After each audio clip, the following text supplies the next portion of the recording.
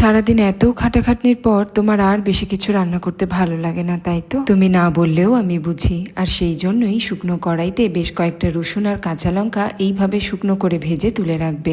তার সাথে দিয়ে দেবে বেশ কয়েকটা ধনেপাতা। এবার একটা ভারী জিনিসের সাহায্যে সবকিছুকে থেতো করে নিতে হবে। কড়াই সাদা তেল গরম করে তাতে জিরে, দুটো লবঙ্গ আর একটা ছোট এলাচ ফোড়ন দিতে হবে।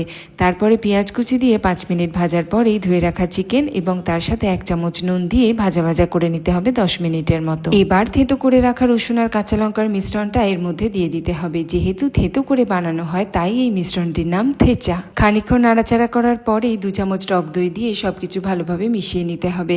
এবার দিয়ে দেবো 1 বাটি গরম জল। চিকেন সুসিদ্ধ হওয়া পর্যন্ত রান্না করে নিতে হবে। বাড়িতে বানিয়ে জানিও কেমন লাগলো তোমাদের মহারাষ্ট্রের এই সহজ সরল চিকেন থেচা রেসিপি। সবশেষে একটু কাঁচা লঙ্কা কুচি আর ধনেপাতা কুচি ছড়িয়ে গরম গরম রুটির সাথে পরিবেশন করো। আর ওই যে বললাম, তুমি না বললেও আমি বুঝি।